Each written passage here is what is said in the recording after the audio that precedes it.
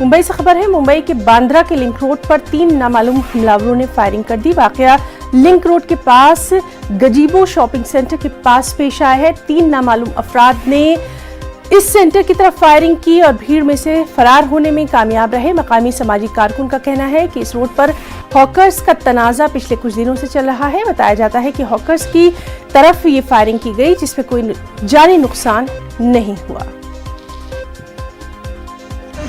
Full boom में रहेगा।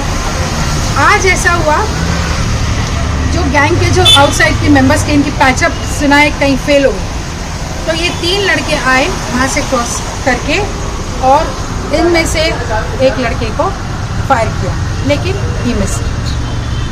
So you see, जब तक आज पुलिस आई है तहकीकात करने के लिए, they will do their best, they are assuring me. लेकिन मैं इन लोग को यही बोल रही हूँ, 6 महीने से हम बोल रहे हैं ना, तुम इसको ग्रो क्यों कर रहे हो? तुमको तो सब मालूम है, ये पार्टी भी मालूम है, वो पार्टी भी मालूम है, क्योंकि तुम उनको लेके बैठे थे।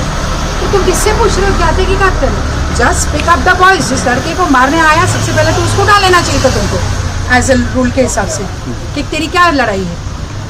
ऐसा बोलते हैं कि एक बंदा है जो जेल में है ऑलरेडी, उनके साथ यहाँ के लोग मिलने गए थे टू पैचअप, वो फेल हो गए।